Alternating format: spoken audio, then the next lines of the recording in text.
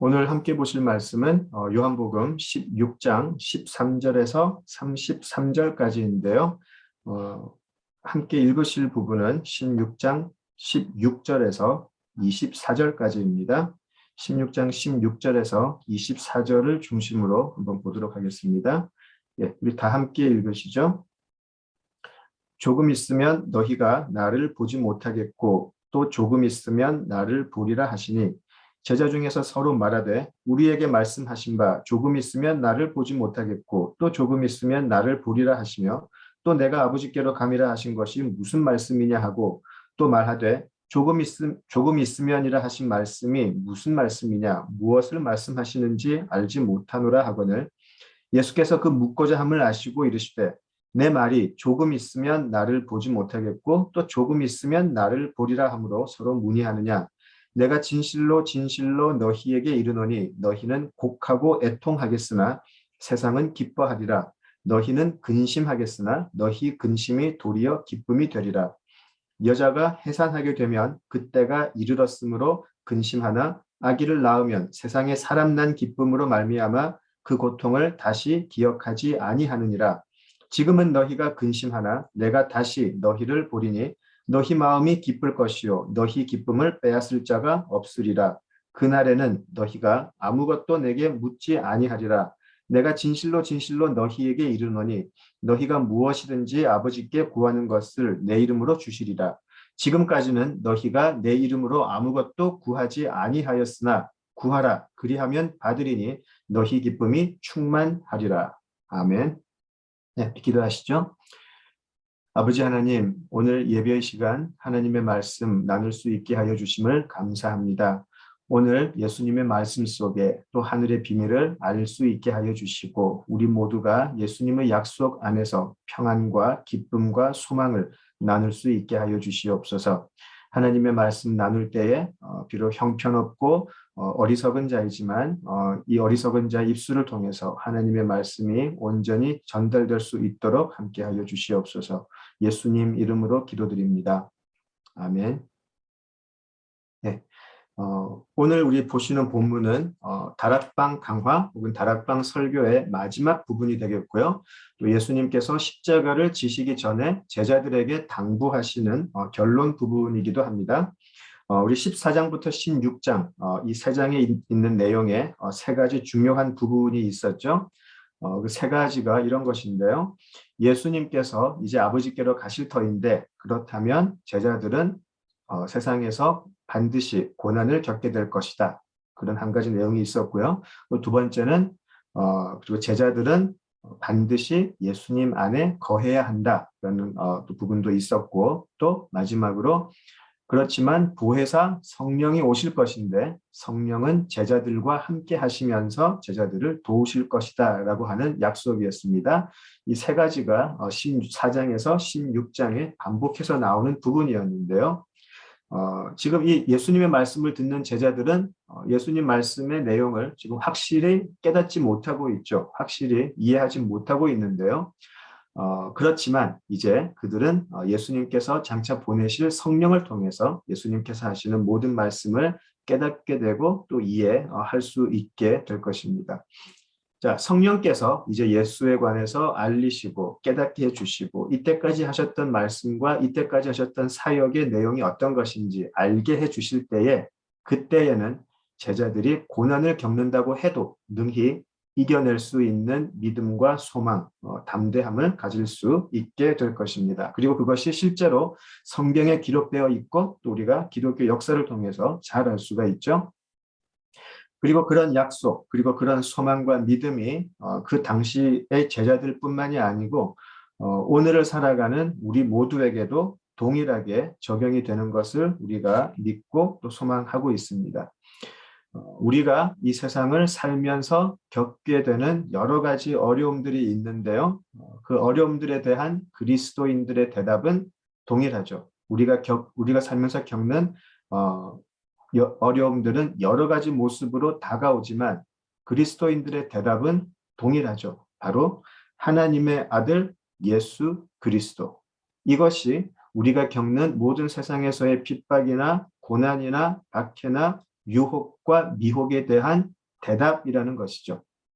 사도 요한도 당시 여러 모양의 핍박과 유혹을 겪고 있던 당시 초기 기독교인들에게 이것을 말하기 위해서 요한복음서를 쓰게 되었다라고 기록을 하고 있죠. 다 알고 있는데 우리들이 알아야 할 것은 바로 이것이다. 하나님의 아들 예수 그리스도. 그 사실이 우리의 모든 어려움들을 이길 수 있게 해줄 것인데 그것이 또한 성령을 통해서 밝히 증거될 것이다 라고 오늘 예수님께서 말씀하고 계십니다. 예수가 그리스도이시고 하나님의 아들이라는 이 사실이 어떻게 우리가 겪는 말할 수 없는 그런 고난들을 또 어려움들을 또 이길 수 있을까 생각을 하게 됩니다. 어쩌면 너무나 막연할 수 있고요. 어쩌면 허황될 수도 있다라고 생각할 수 있겠습니다. 이것은 오직 하늘로부터 다시 거듭난 하나님께로부터 난 사람들만이 알 수 있는 비밀이다라고도 할 수가 있겠고요. 육에 속한 사람들은 절대 알지 못하는 것이죠. 그 증거를 듣고 힘을 가질 수 있는 사람이 모인 곳이 바로 교회라고 할 수 있고요. 예수가 하나님의 아들이다라는 사실을 가지고 세상을 이겨내는 자들, 그들이 바로 하나님의 사람들이죠. 육에 속한 사람들은 어려움이 올 때마다 그 어려움을 이겨낼 수 있는 구체적인 답을 듣기를 원하죠. 이럴 경우에는 내가 어떻게 해야 할까? 또 저럴 경우에는 어떤 해결책이 있을까? 그런 구체적인 답을 가지기를 원해요. 내가 이럴 경우에는 어떻게 대처해야 할까? 어떻게 준비해야 할까? 그래서 육에 속한 사람들은 점을 보러 가기도 하고 무당을 찾아가기도 하고 언제나 육에 속한 사람들은 구체적인 답을 구하죠. 그런 사람들에게 예수가 하나님의 아들이시다라는 것은 너무나 허황된 해결책일 수밖에 없을 거예요. 그들은 믿을 수가 없죠. 그런데 그런 예수가 하나님의 아들이시라는 사실이 어떻게 우리 그리스도인들에게는 너무나 어려운 어려움을 이길 수 있는 힘이 되는 것일까요? 이것이 바로 우리 믿음의 신비가 아닐까, 우리 믿음의 능력이 아닐까 싶습니다. 보이지 않는 하나님 때문에, 보이지 않는 하나님인데 삶의 여러 형태의 어려움을 이겨내는 우리 그리스도인들을 생각을 하면 참 놀랍다 싶습니다. 참 놀랍다 싶어요. 여러 가지 간증을 듣고 여러 가지 이야기를 들으면서 손에 잡히지 않고 눈에 보이지 않지만 그 예수를 하나님의 아들이다라고 믿고 이겨내시는 분들을 보면 참 대단하다는 생각이 들어요. 예수님께서는 지금 이것을 바로 제자들에게 그리고 오늘 우리들에게 약속으로 주시죠. 그 약속의 증거가 무엇인가 보시면 바로 보혜사 성령이라는 것이죠. 성령께서 오시면 세상이 보기에는 말도 안 되는 사실이 아무 능력도 없고 우리 삶과는 아무 연관도 없는 것 같은 이 사실이 우리에게는 세상을 이기는 놀라운 힘이 되게 하신다는 것이죠. 바로 이 성령의 능력이, 이 성령의 힘이 우리 같이 오늘 성경을 보시는 모두에게 임하시기를 진심으로 기원을 합니다. 자, 오늘 우리 성령과 다락방 강화의 마지막 부분을 한번 나눠보도록 하겠습니다. 특별히 16절에서 24절의 내용을 중심으로 살펴보겠습니다. 예수님이 지금 마지막 설교를 하고 계시는데요. 여전히 이해하지 못하고 또 혼란스러워하는 제자들의 모습, 그리고 그런 제자들에게 새로운 약속을 하시는 예수님의 모습, 이것이 이렇게 겹쳐서 나오게 되는데요. 자, 자신을 하나님의 아들이다라고 칭하시면서 또 동시에 하나님의 것이 내 것이며 나는 아버지의 모든 것을 알고 이해하고 행한다. 그렇게 말씀을 하고 계세요. 예수님께서는. 자, 뭔가 어색해요. 왜냐하면 지금 예수님은 자신이 떠나가는데 자신은 이제 이곳을 떠나서 없어질 터인데 자기 안에 이제부터 거해라라고 말씀을 하시고요. 그죠? 이제 너희들은 나를 보지 못할 것인데 또 나를 볼 것이다. 그런 말씀도 하시고. 그러니까 제자들이 오늘 보셨듯이 굉장히 혼란스러워해요. 좀 있다가 나를 못 볼 거다라고 말씀을 하시고, 근데 좀 있다가 또 볼 거라 하시고, 도대체 무슨 이야기를 하는 것인가? 그렇게 이야기를 하시죠.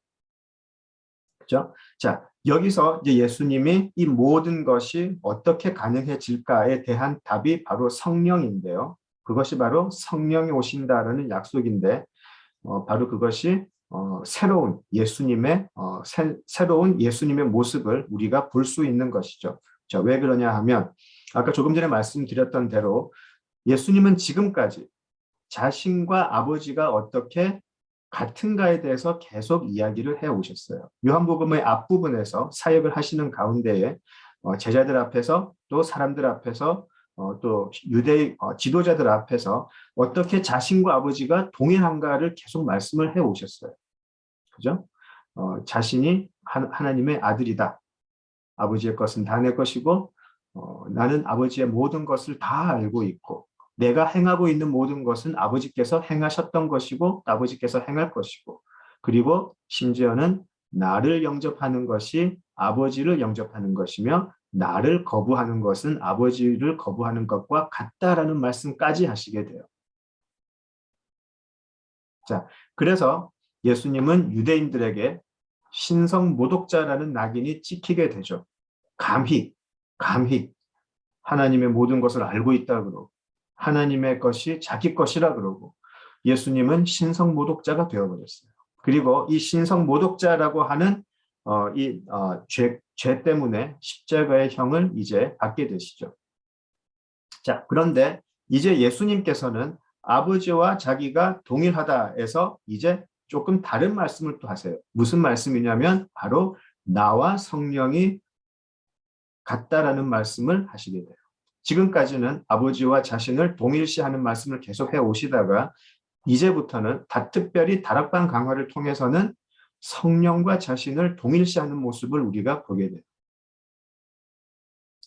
이제 자신은 제자들을 떠나시는데 다시 오셔서 그들과 함께 함께 하겠다라고 하신 약속이 어떻게 가능할까? 바로 성령이 오심으로 가능하다라는 것이죠. 성령이 예수와 동일시되지 않으면 지금 예수님께서 하시는 약속은 거짓 약속이 될 수밖에 없어요. 그죠?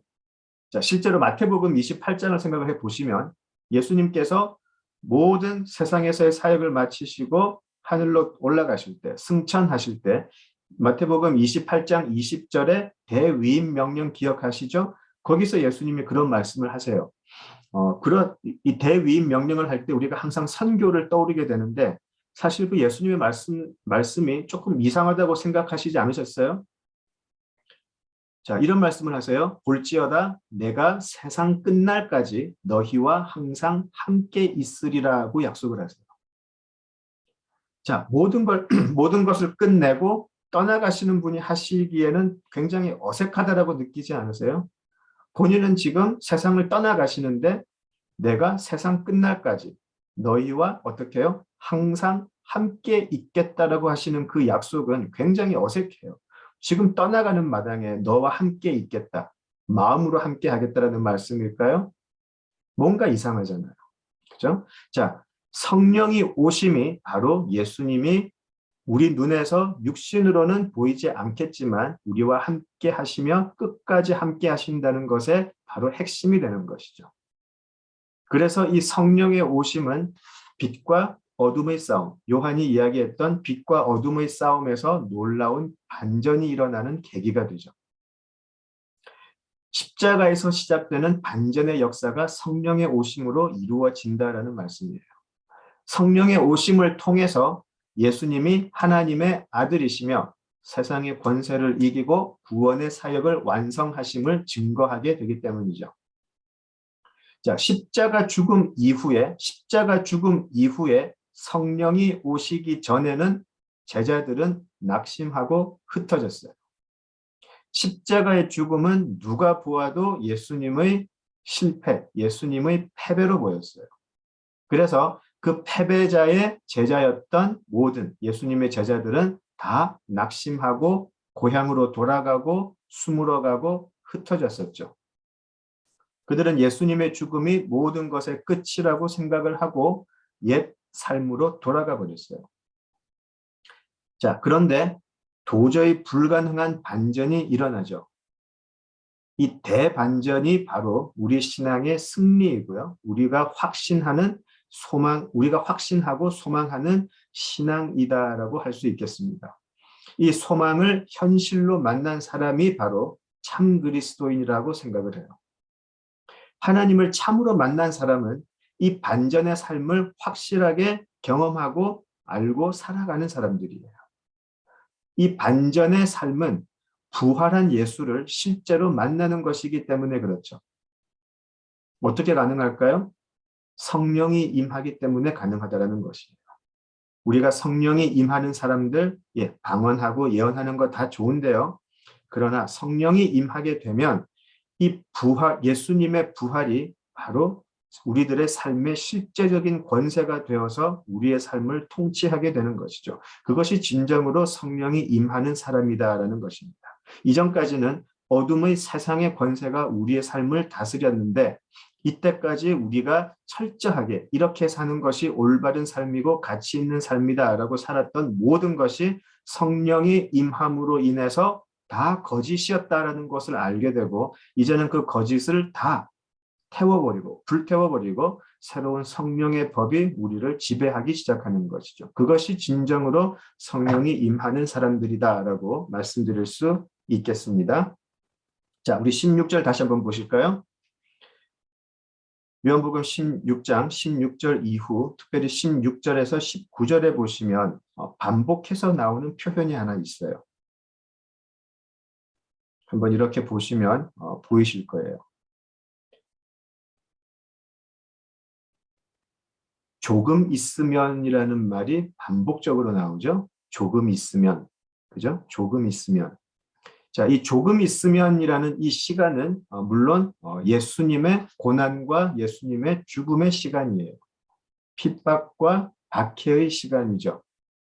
자, 그리고 또 이 조금 있으면이라는 이 시간은 바로 부활 신앙이 세상을 승리하는 이 종말론적 시간을 앞두고 있는 기간이에요. 우리의 승리의 시간이 올 텐데, 부활의 시간이 올 텐데 그 부활의 시간을 기다리고 있는 시간이 바로 이 조금 있으면이라는 시간이에요. 우리는 다 알고 있죠? 조금 있으면 환란이 닥칠 거예요. 어떤 환란인가요? 예수님은 십자가의 고통을 겪고 난 후에 죽음으로 가실 거예요. 조금 있으면. 그리고 조금 있으면 제자들은 모두 자신들의 안전을 위해서 뿔뿔이 흩어질 거예요. 심지어는 예수님을 모른다 부인하는 사람들도 생겨나게 될 것입니다. 이제 모든 것이 끝난 절망의 시간으로 들어가는 것이죠. 조금 있으면. 어쩌면 그들은 그 조금의 시간이라는 기간 동안 예수를 스승이라 모시고 따라다닌 지난 3년간의 시간을 후회할지도 모르겠어요. 그것이 조금 있으면의 시간이에요. 20절을 보시면 예수님께서 이렇게 말씀하시죠. 내가 진실로 진실로 너희에게 이르노니 너희는 곡하고 애통하겠으나 라고 되어 있어요. 예, 곡하고 애통하는 시간이에요. 그것이 바로 조금 있으면의 시간이에요. 조금 있으면 그들은 곡하고 애통할 것이에요. 왜 그럴까요? 예수가 죽어버리기 때문이죠.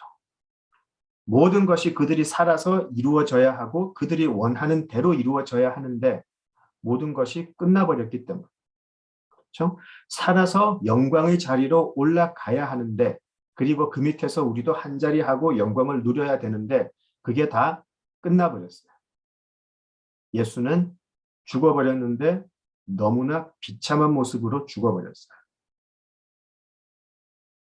그렇게 비참하게 죽어간 예수, 그리고 그 예수를 따르다가 뿔뿔이 흩어지며 심지어 그 스승을 부인하는 그 모습, 그런 모습까지 보이면서 도망가는 그 제자들을 보면서 세상은 기뻐할 거예요.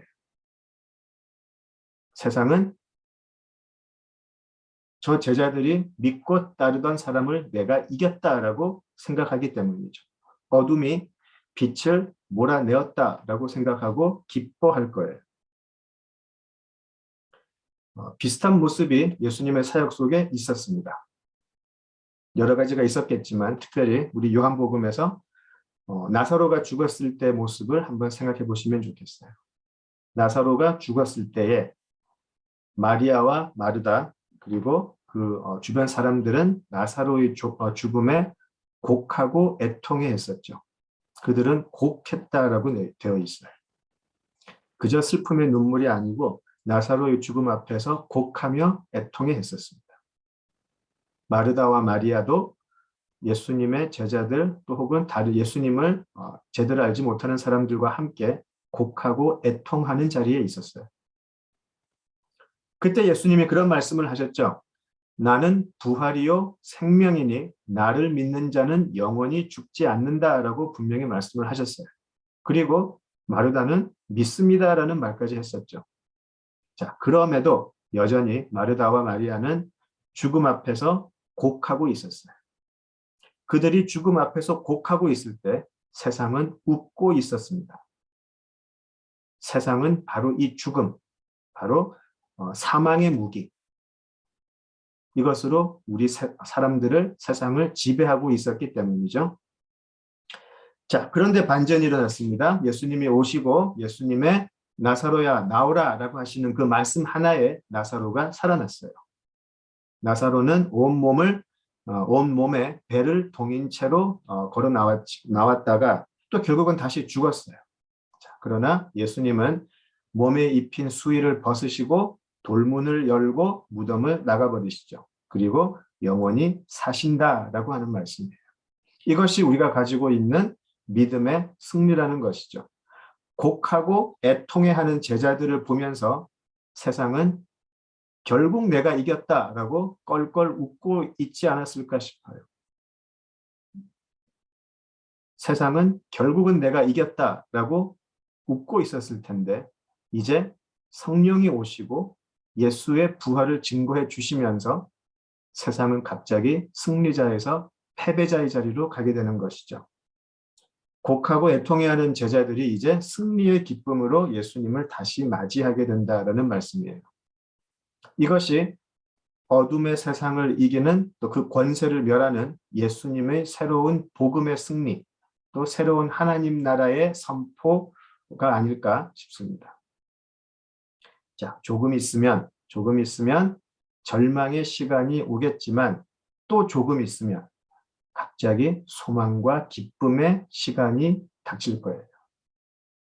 사흘 후에 예수님은 부활하시고 제자들에게 나타나셨죠. 죽음도 예수님을 어쩔 수 없었음을 보여주시고 예수님의 말씀이 옳았음을 증거하실 거예요. 죽음을 이길 수 있는 것은 죽음 위에 계시는 하느님밖에 계시지 않는데 예수님은 바로 죽음을 이기시고 오신 것이죠. 그리고 또 조금 있으면 오순절 때 성령이 오세요. 성령이 오셔서 요엘서에서 예언되었던 대로 성령이 만민에게 부어짐을 우리는 보게 됩니다. 조금 있으면 암흑과 절망에 빠져 있던 제자들이 세상이 도저히 감당할 수 없는 소망과 믿음을 가지고 일어서게 되는 것이죠. 이것이 복음의 반전이죠. 부활신앙의 반전인 것이죠. 예수님께서는 이 반전의 모습을 여자가 해산하는 고통의 시간을 지나서 생명의 탄생의 기쁨을 맞이하는 것으로 비유해서 말씀하세요. 자, 그 기쁨의 때가 언제인가요? 우리 23절, 24절을 함께 보십니다. 23절, 24절. 그날에는 너희가 아무것도 내게 묻지 아니하리라. 내가 진실로 진실로 너희에게 이르노니 너희가 무엇이든지 아버지께 구하는 것을 내 이름으로 주시리라. 지금까지는 너희가 내 이름으로 아무것도 구하지 아니하였으나 구하라. 그리하면 받으리니 너희 기쁨이 충만하리라. 예. 조금 있으면이라는 말이 어떻게 변하게 되나요? 그날에는 이라고 바뀌죠. 그날에는. 예, 조금 있으면 예, 그날이 온다라는 것이죠. 그날은 바로 예수님이 완전히 이 세상에서의 사역을 완벽하게 마치신 후에 아버지 집으로 돌아가시고 그리고 우리에게 성령이 임하시는 날이죠. 그날. 세상에서는 죽음을 모든 것이 끝났다고 생각하는 그런 제자들이 곡하고 애통해하고 있었어요. 그런 제자들에게 예수님이 이제 다시 찾아오세요. 다시 찾아오셨다라는 것은 죽음이 예수님을 이기지 못해서 예수님이 다시 살아났다는 말이고 그래서 조금 전까지의 절망은 더 이상 그들을 지배하지 못해요. 조금 전까지 곡하고 애통해했던 사람들인데 이제 더 이상 그들이 곡하고 애통해할 필요가 없어요. 그리고 예수가 다시 사셨다라는 그 사실은 이제 우리가 그 예수를 통해서 하나님께 나아갈 수 있는 길이 생겼다라는 말이기도 해요. 왜냐하면 예수님은 사역을 통해서 이 세상에서의 사역을 통해서 계속해서 본인이 이 땅에 온 이유가 바로 그것이다라고 이야기하셨는데 그것이 이루어졌기 때문이죠. 우리의 죄가 하나님과 우리 사이를 막고 있었는데 이제 그 죄라는 장애물이 사라져 버렸어요. 예수라는 사닥다리로 인해서 우리가 담대하게 하늘을 우리 집이다라고 소망하고 걸어갈 수 있게 된 것이죠. 그것이 우리에게는 미래의 소망으로 다가오기도 하고요. 또한 지금 바로 오늘을 살아가는 현실이 되기도 하는 것이죠. 이제 우리는 예수님의 인도하심을 받아서 이 세상을 지금 살아가는 하나님의 백성들이 되었다. 이것이 바로 오늘의 현실이 되기 때문에 그래요. 내세적인 신앙뿐만이 아니고 현실적인 신앙과 내세적인 신앙이 동시에 움직이는 것이 바로 우리들의 삶이죠. 성령이 이끄시는 삶이 되는 것이죠. 방금 읽은 내용 속에서 이런 말씀을 하세요. 성령이 오시면 예수님께 구하지 않는다라고 하시는데요. 물론 우리가 아버지께 직접 구할 거예요. 우리가 아버지께 구하지만 그것은 하나님과 우리 사이에 중재자가 필요 없다라는 말씀은 아니죠. 우리가 예수 안에 거하기 때문에 또 성령이 우리 안에 계시기 때문에 우리는 어떻게 구할 수 있을까요? 예수님의 이름으로 구하게 되는 것이죠. 예수님의 이름으로 구하게 되는 것이죠. 그렇죠? 자, 그래서 항상 우리가 기도할 때 예수님 이름으로 기도합니다라고 할 수 있는 것이 얼마나 큰 은혜인지 모르겠어요. 자, 비슷한 내용을 예수님께서는 다락방 강화 처음에도 말씀하셨어요. 우리 14장으로 한번 가볼까요? 요한복음 14장으로 한번 가보시죠. 요한복음 14장 19절 그리고 20절을 한번 보시죠. 요한복음 14장 19절 20절 한번 보십니다. 조금 있으면 세상은 다시 나를 보지 못할 것이로되 너희는 나를 보리니 이는 내가 살아있고 너희도 살아있겠습니다. 그날에는 내가 아버지 안에 너희가 내 안에 내가 너희 안에 있는 것을 너희가 알리라. 예. 오늘 우리가 읽었던 16장 16절에서 24절의 내용의 말씀이 사실 14장 19절 20절에 이미 말씀되어 있었어요. 조금 있으면 그러나 그날에는 그렇죠? 그렇게 예수님께서는 미리 말씀을 하셨어요.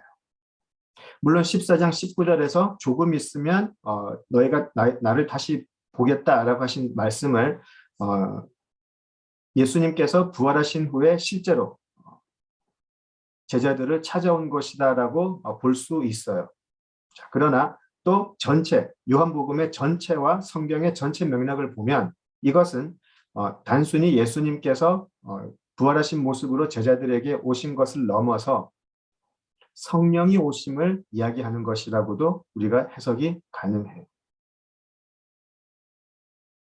왜냐하면 이것은 한 번의 사건을 말씀하시는 것이 아니고 20절에서 말씀하시는 그 날에는 너희가 내 안에 내가 아버지 안에 그죠? 그렇게 거하는 것을 너희가 알게 될 것이다 라고 하셨기 때문에 이것은 성령이 오심으로 가능하게 되는 것이죠. 그래서 20절에서의 그 날은 예수님의 찾아오시는 날도 되겠지만 전체적인 맥락에서는 성령이 오셔서 우리와 항상 함께 거하시는 그 날을 말씀하시는 것이라 볼 수 있겠습니다.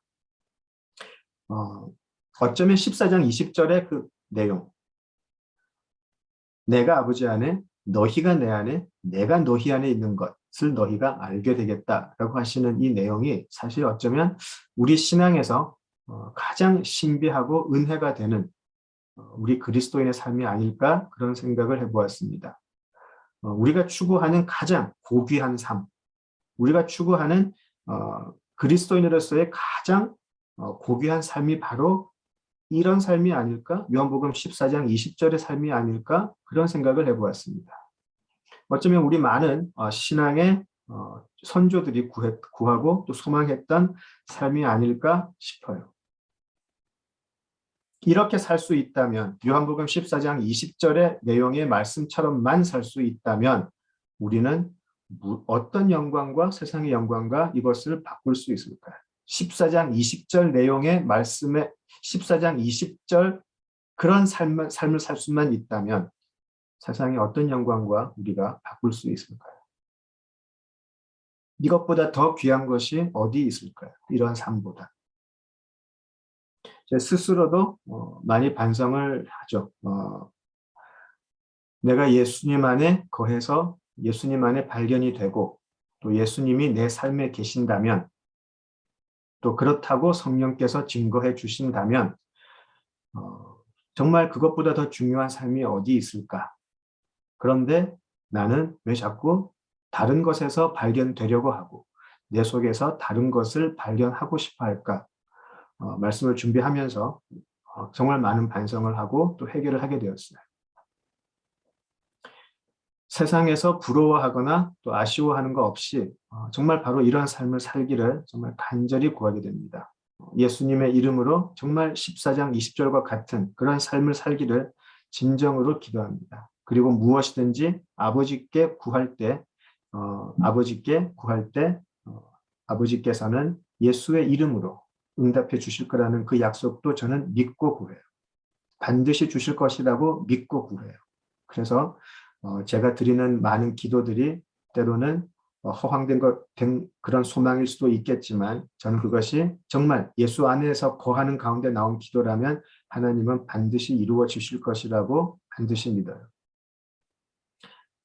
조금 있으면 그날이 올 것입니다. 우리 그리스도인들은 바로 그 날이 올 것을 믿고 오늘의 어려움을 지내는 사람들이죠. 그날이 분명히 올 것을 믿고 오늘 조금의 나그네 시간을 살아가는 사람들이죠. 그것이 바로 그리스도인들이죠. 자, 이 그날이라는 표현이 자주 들어보신 표현이라고 생각이 들지 않으세요? 제가 한 번씩 구약에 관한 말씀을 나눌 때 제가 자주 인용했던 표현인데요. 생각이 나시나요? 그날? 자주 언급했던 표현인데요. 바로 성경에서는 주의 날 혹은 여호와의 날이라고 많이 표현을 했죠. 구약에서요. 특별히 Day of the Lord, Day of Jehovah 이런 식으로 여호와의 날 혹은 주의 날이라고 많이 표현을 했어요.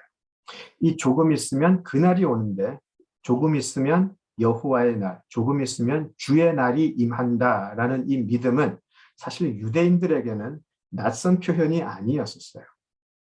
어쩌면 유대인들이 민족의 역사를 통해서 기다려온 것이 바로 그날이었었어요. 바로 여호와의 날이었었어요. 그들은 조금만 더 기다리면 그리고 그날이 오면 주의 날이 오면 하나님께서 이스라엘을 괴롭혀왔던 모든 민족과 이방들을 멸하시고 이스라엘을 온 세상에 우뚝 세워주실 것이라는 믿음이 있었어요. 그 믿음은 정말 강력한 믿음이었죠.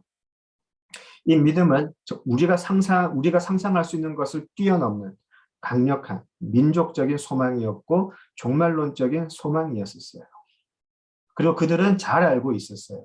여호와의 날이 오기 전에 반드시 이 조금 있으면의 시간이 있을 것이라는 것을 그들은 알고 있었어요. 구약의 선지자들의 이야기를 통해서 그들은 환란이 있을 것도 알았고 반드시 견뎌야 할 시간이 올 것이라는 것 분명히 알고 있었어요. 이 조금 있으면이라는 이 시간은 시련의 시간이죠. 예수님께서 말씀하신 것처럼 산모가 해산의 고통을 겪고 있는 시간이에요. 산모가 해산의 고통을 겪는 그 시간은 그 고통이 언제 끝날지 1초 1초가 고통이 느껴지는 시간이겠죠. 영원할 것 같은 그 시간인데 그런데 그 고통의 시간이 곧 끝이 난다라는 사실이에요. 산모에게 이 조금의 시간은 반드시 겪어야 할 시간이에요. 피할 수는 없어요. 그리고 이 산모의 고통의 시간이 지나면 그날이 온다라는 것이죠. 어떤 날인가요? 산모가 모든 고통을 이겨내고 태어난 아이를 품에 안게 되는 날이죠. 바로 여호와의 날이에요. 주의 날, 여호와의 날. 이 여호와의 날이 오면 이스라엘은 자신들이 겪은 모든 민족의 아픔이나 고생, 시련 이런 것은 그저 한순간의 기억으로 사라지게 되고 영원한 영광의 자리로 이스라엘이 나갈 수 있다라는 그런 믿음을 가지고 살았어요. 그것을 너무나 소망하고 살았어요. 오늘 우리에게도요, 동일하게 이 조금의 시간이 찾아오죠. 말씀을 듣고 있는 제자들에게 예수님은 그것을 출교, 또 죽음 이런 것으로 말씀하셨어요. 결코 간단한 신앙의 시험과 시련이 아니에요. 죽음까지도 언급되는 고통의 시간이에요. 오늘날 우리에게도 우리 자신을 죽여야 하는 고통의 시간이 분명히 찾아온다라는 말씀이에요. 우리들이 예수님 믿는 것 그냥 누가 이야기하는 거 예, 아멘 한다고 우리가 기독교인이 되나요? 우리 기독교가 그렇게 간단한 거 아니잖아요. 우리의 삶이 완전히 뒤바뀌는 것이죠. 우리의 자아가 나를 지배하고 있던 삶이 예수님이 지배하는 삶으로 바뀌게 되는 것이죠. 이것은 나 자신을 죽여야 하는 정말 참담한 고통의 시간이에요. 이 자아를 죽이는 고통의 시간을 겪지 않으면 이것을 피해 간다면 우리는 여호와의 날을 맞이할 수가 없어요. 이 각자 나름대로 겪는 고통의 시간이 있어요. 이 조금의 시간이 분명히 있다라는 것이죠. 때로는 이 신앙이라는 것 때문에 내 자존심이 마구 무너지는 것을 경험할 때가 있어요. 때로는 이 신앙 때문에 너무나 어려운 금전적인 상황이 와도 견뎌내야 할 때가 있어요. 내가 지금까지 철저하게 믿고 있던 내 삶의 철학과 방식이 무너질 때가 있어요. 때로는 내 신앙 때문에 병이 올 수도 있어요. 오늘 성경의 표현대로 조금의 시간이라고 제가 말씀을 계속하지만 사실 우리 각자는 이 시간이 너무나 길게 느껴지죠. 누구에게는 이 조금의 시간이 평생의 시간이 될 수도 있을 것 같아요. 함부로 제가 그 시간이 짧다거나 충분히 이겨낼 수 있는 거라고는 저는 말씀 못 드리겠어요. 각자가 느끼는 이 무게가 너무나 다르기 때문에. 자, 그렇지만 분명한 것은 성경은 우리에게는 그런 어려움이 전혀 닥치지 않을 것이다라는 약속은 하지 않는다라는 사실이에요. 그것을 약속하지 않으세요. 하지만 그런 어려움은 끝이 있다라는 약속은 하세요. 그런 어려움은 끝이 있다. 그 후에 있을 그 날을 소망하고 이겨내라고 성경은 계속 당부하세요. 그리고 그 날을 소망하는 사람들에게 성령은 오셔서 끝까지 그들 안에 거하시고 도와주겠다라고 약속하세요. 그 약속이 우리에게 임한다는 것이죠. 우리 모두가 성령이 임하여 그 소망을 품는 사람들이 다 되면 좋겠습니다. 우리 조금 있으면 그날이 온다라는 것에 관한 성경 구절 한번 확인을 하고 넘어가면 좋겠습니다. 어떻게 하나님의 약속이 하나님의 약속이 성령의 오심으로 이루어지는지 구약에서 신약으로 가는 그 부분을 한번 살펴보는 것이 좋겠다 싶습니다. 제가 여호와의 날, 또 주의 날 이런 말씀을 드릴 때 보통 구약의 선지자들이 이런 표현을 많이 썼어요. 여호와의 날 혹은 주의 날. 그런 많은 예언들 중에 특별히 우리 요엘 선지자의 글을 한번 보면 좋겠습니다. 우리 요엘 선지자의 글을 보면 좋겠는데요. 우리 요엘서 한번 가볼까요? 요엘서 2장으로 한번 가보시죠. 요엘서의 예언을 통해서 어떻게 조금 있으면 그 날이 오게 되는지 한번 살펴보도록 하겠습니다. 예, 우리 요엘서 2장 가보시죠. 구약 1270페이지 정도에 있습니다. 요엘서 2장. 예. 요엘서 2장 전체가 사실은 여호와의 날에 관한 것이에요. 그 가진 성경 그 본문을 보시면 아마 2장 그 첫 문단 제목이 여호와의 날을 경고한다. 뭐 그렇게 나와 있을 거예요. 예. 여호와의 날의 경고예요. 우리 2장 1절에서 보시듯이 2장 1절에서 보시듯이 시온에서 나팔을 불며 나의 거룩한 산에서 경고의 소리를 질러 이 땅 주민들로 다 떨게 할지니 이는 여호와의 날이 이르게 됨이니라. 이제 임박하였으니 라고 되어 있어요. 여호와의 날이 곧 임할 텐데 임박하였다라고 이야기해요. 그리고 2절 또 3절을 보시면 누구도 피할 수 없는 전무후무한 재앙이 닥칠 것이다 라는 말씀을 하세요. 여호와의 날이 임할 때 택한 자들에게는 한없는 기쁨이 되겠지만 버림받은 자들에게는 엄청난 재앙이 올 것이다라는 말씀이죠. 자, 그리고 2장 12절을 보시면 2장 12절을 보시면 이제 조금 있으면 여호와의 날이 올 터인데 그 잠시의 환난을 사는 사람들은 어떻게 해야 하나? 12절에서 17절에 나와 있는데요. 제가 다 읽지는 않겠습니다. 12절, 13절만 제가 보겠습니다. 여호와의 말씀에 너희는 이제라도 금식하고 울며 애통하고 마음을 다하여 내게로 돌아오라 하셨나니 너희는 옷을 찢지 말고 마음을 찢고 너희 하나님 여호와께로 돌아올지어다. 그는 은혜로우시며 자비로우시며 노하기를 더디하시며 인애가 크시사 뜻을 돌이켜 재앙을 내리지 아니하시나니. 예. 조금의 시간, 여호와의 임박한 여호와의 날을 기다리고 있는 사람들이 해야 할 일이 바로 이것이에요. 금식하고 울며 애통하며 마음을 다해서 여호와께로 돌아오는 것. 회개하라는 말씀이죠. 단순한 회개, 입술로만의 회개가 아니라 마음을 찢는 회개. 우리들의 삶이 완전히 하나님 앞에 항복해버리는 회개. 그 회개를 하고 하나님께 나아오라는 것이에요. 마음을 찢고 여호와께 나올 때에 너희들이 하나님이 어떤 분인지 알게 될 것이다. 어떤 분인가요? 은혜로우신 분이고 자비로우시며 노하기 더디하시고 인애가 크시고 재앙을 내리기를 기뻐하지 않으시는 분이라는 것이죠. 자, 그리고 이제 2장 18절로 가시면 이제 여호와의 날이 드디어 임하게 되죠. 그때에 라고 되어 있어요. 그때에.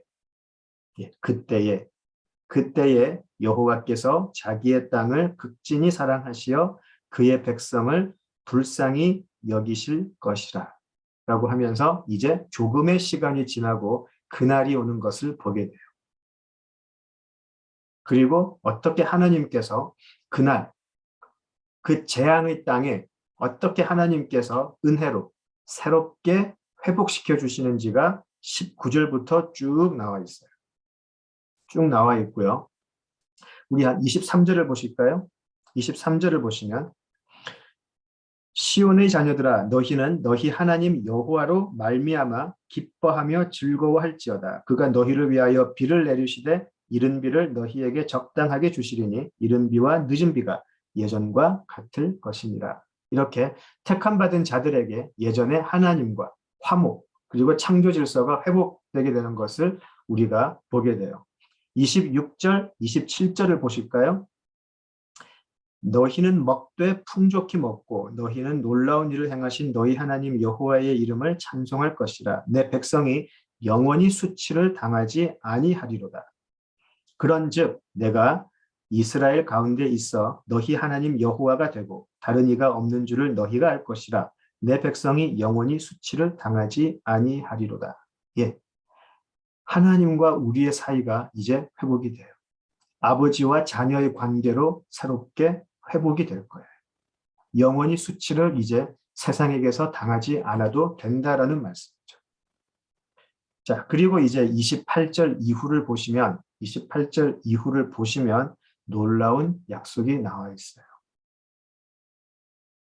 28절을 보시면 그 후에 내가 내 영을 만민에게 부어주리니 너희 자녀들이 장래일을 말할 것이며 너희 늙은이는 꿈을 꾸며 너희 젊은이는 이상을 볼 것이며 그때에 내가 또 내 영을 남종과 여종에게 부어줄 것이며 내가 이적을 하늘과 땅에 베풀리니 곧 피와 불과 연기 기둥이라. 32절 누구든지 여호와의 이름을 부르는 자는 구원을 얻으리니 이는 나 여호와의 말대로 시온산과 예루살렘에서 피할 자가 있을 것이며 남은 자 중에 나 여호와의 부름을 받을 자가 있을 것이니라. 예. 이스라엘 민족은 이것을 이스라엘의 민족의 구원의 날이라고 믿고 역사 속에서 간절히 소망하고 살아왔습니다. 이것이 이스라엘의 회복의 날이라고 생각을 했어요. 조금 있으면 그날이 올 텐데, 여호와의 날이 올 텐데 그것이 바로 이스라엘 민족의 회복의 날이라고 생각을 해왔어요. 자, 그런데 하나님의 계획은 달랐어요. 요엘서에서 우리가 보았던 그 날은, 그 여호와의 날은 이스라엘의 민족적인 구원의 날이 아니고 32절에 보시듯이 누구든지 여호와의 이름을 부르는 자가 구원을 받는 날이에요. 그 날은, 조금 있으면 다가올 그 날은 하나님께 택함받은 모든 자들이 구원을 얻는 날이에요. 단순히 이스라엘 민족의 구원의 날을 넘어선다라는 것이죠. 자, 이것은 요한복음, 우리가 이때까지 공부했던 요한복음 서두에서 이미 요한이 기록했던 말이에요. 요한복음 1장 12절, 13절을 보시면 어쩌면 요한복음의 가장 중요한 부분이라고도 할 수 있는데 요한복음 1장 12절, 13절을 보시면 아까 요엘서에서 이야기했던 누구든지 여호와의 이름을 부르는 자, 누군가요? 요한복음 1장 12절에서 말씀하는 영접하는 자, 곧 그 이름을 믿는 자들에게는 하나님의 자녀가 되는 권세를 주셨으니, 자 13절, 이는 혈통으로나 육정으로나 사람의 뜻으로 나지 아니하고 오직 하나님께로부터 난 자들이니라 라고 되어 있어요. 이것이 그날에 일어날 일이에요. 요엘이 이야기했던 누구든지 여호와의 이름을 부르는 자, 바로 요한복음에서 이야기하는 하나님께로부터 난 자예요. 이 사람들에게는 혈통도 문제가 안 되고 사람의 뜻도 문제가 되지 않고 어떠한 전통, 역사 문제되지 않아요. 오직 하나님으로 거듭난 자, 하나님께로부터 난 자들, 그 사람들이 모두 하나님의 자녀가 되는 권세를 받게 될 거예요. 이것이 구약의 선지자에서 예언되었던 그날이 해당되는 사람들이에요. 그것이 요한복음 1장 13절, 12절, 13절에서 분명히 나와 있어요. 자, 그리고 나서 우리 사도행전으로 갈까요? 사도행전 4장으로 가보시죠. 사도행전 2장입니다. 죄송합니다. 사도행전 2장. 사도행전 2장으로 한번 가보시죠. 자, 우리 사도행전 2장은 잘 알고 계시죠? 오순절에 성령 임재의 기록이에요. 그죠? 그리고 오순절에 모인 사람들 위에 성령이 이제 임했어요. 성령이 임하고 난 후에 베드로가 첫 설교를 하게 되는데 그 베드로가 군중 속에서 이런 말을 하죠.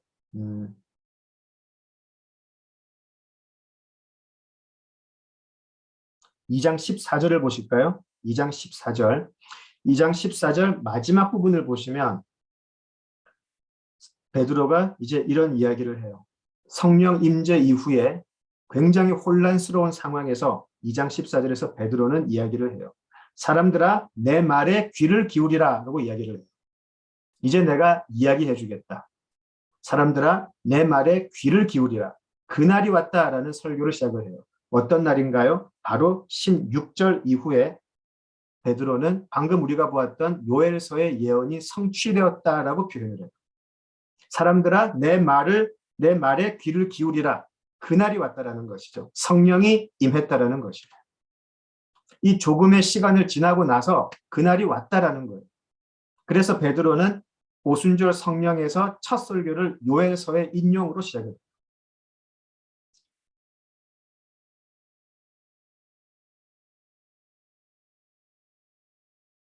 그래서 그가 요엘서의 예언으로 시작했던 그 설교가 어떻게 가게 되냐면 36절을 보실까요? 2장 36절. 2장 36절입니다. 사도행전. 그런즉 이스라엘 온 집은 확실히 알지니 너희가 십자가에 못 박은 이 예수를 하나님이 주와 그리스도가 되게 하셨느니라 하니라라고 이야기를. 예. 예수가 십자가에서 못 박혀 죽음이 이제 그날에는 여호와의 날이 적용되는 것이 확 달라져 버리게 되는 거예요. 예수께서 하나님의 아들이신 예수가 주와 그리스도가 되게 하셔서 이제 다가올 주의 날은 하나님의 백성들 혈통도 필요 없고 사람들의 전통도 필요 없고 하나님의 택함을 받고 하나님으로 거듭난 자들에게 이제 이 그리스도를 통해서 요엘서의 예언이 성취된다라는 말씀이에요. 이것은 두려운 이야기였었어요. 그래서 사람들이 37절에 마음에 찔려서 우리가 어떻게 하나 떨고 있었어요. 그때 38절에서 40절을 보시면 베드로가 이제 그들이 어떻게 해야 하나 이런 이야기를 해요. 38절 베드로가 이르되 너희가 회개하여 각각 예수 그리스도의 이름으로 세례를 받고 죄 사함을 받으라. 그리하면 성령을 선물로 받을 것이다 라고 이야기를 해요. 예수의 이름으로. 그래서 예수의 이름으로 회개를 하고 성령을 받는 것이 바로 요엘서에서 나왔던 진정한 그날의 성취가 되는 것이죠. 그래서 조금 있으면 그날이 온다라는 이 예언은 구약과 신약을 그대로 관통하는 메시지가 돼요. 조금 있으면 환난과 고난, 유혹이 분명히 임할 거예요. 그 고통은 때로는 참을 수 없고 두려움에 떨 수밖에 없는 엄청난 것일 수 있어요. 어쩌면 믿음을 포기할 상태까지 갈지도 모르겠어요. 너무나 힘이 들어서. 그러나 성경이 계속해서 말씀하시는 것은 조금 있으면, 조금의 시간이 지나면 반드시 그 날이 임한다라는 사실이에요. 성령이 우리에게 임하는 날이죠.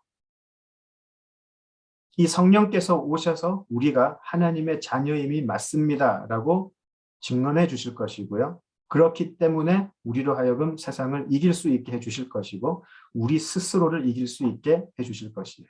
그리고 우리로 하여금 구원의 여정을 끝까지 완주할 수 있게 도우실 것이에요. 구약의 선지자들을 통한 하나님의 날에 대한 약속, 예언이 이렇게 예수님과 성령의 오심을 통해서 이루어지게 돼요. 한 민족의 구원이 아니고 하나님께서 택한 자신의 자녀들의 구원이죠. 혈통도 아니고 인간의 노력이나 인간의 뜻도 아니에요. 오직 하나님으로부터 난 사람들이 성령의 음성을 듣기 시작하는 때가 분명히 온다라는 것이죠. 우리 모두가 각자 나름대로 이 조금의 시간을 다 보내고 있을 거예요. 그 무게와 고통을 제가 함부로 이야기할 수는 없죠. 늘 우리는 내가 겪는 고통이 가장 크다라고 생각할 수밖에 없어요. 직접 경험하고 살아가야 되기 때문에. 그러니까 그 고통의 깊이에 대해서는 제가 함부로 말할 수 없을 거라 생각이 돼요. 자, 그러나 이 말씀은 꼭 드리고 싶어요. 예수님의 약속이에요.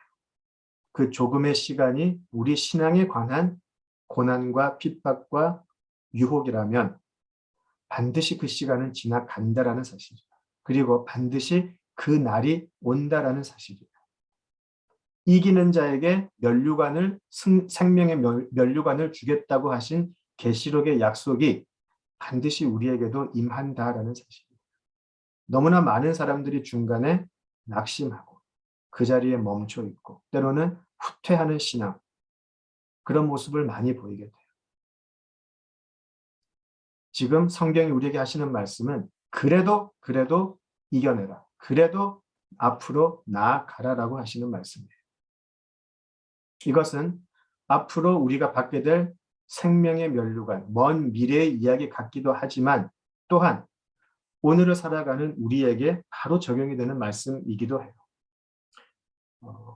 우리 함께 말씀을 나누는 분들, 성령의 임재를 경험을 하셨습니까? 성령이 임하여 하나님이 참으로 내 아버지가 되심을 온 존재를 통해서 경험하셨는지 모르겠어요.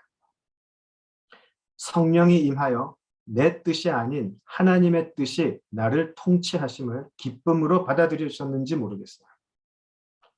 솔직하게 저와 우리 모두가 답해야 되는 질문이 아닐까 싶습니다. 그리고 이 성령을 간청하는 자에게 하나님께서 반드시 응답하실 것을 믿고 인내하고 또 그날을 기다리시기를 기원합니다. 그날을 경험하셨다면 끝까지 그 성령을 의지하고 우리 자신과의 싸움 그리고 세상과의 싸움을 이기고 영적 전쟁에서 승리하시고 그래서 끝까지 예수 안에 거하는 그 은혜를 누리시기를 바랍니다. 예, 우리 오늘 여기까지 하겠습니다. 함께 기도하시죠. 아버지 하나님, 이 조금의 시간이 영원의 시간에 비하면 찰나로 지나가는 것인데 우리에게는 이 조금의 시간이 너무나 길게 느껴지고 고통으로 느껴집니다. 하나님, 그러나 우리로 하여금 이 조금의 시간이 지나고 다가올 그날의 영광을 보게 하여 주시옵소서. 성령 하나님, 우리의 눈을 뜨게 해주시고 귀를 열어주시어서 그날이 오면 우리가 알게 될 하늘의 귀한 영광, 하나님 우리 심령에 소유하게 하시고 그 소유되는 하늘의 비밀이 이 세상을 능히 이기는 우리 믿음의 힘이, 믿음의 능력이 되게 하여 주시옵소서. 예수님 이름으로 기도드립니다. 아멘. 아멘.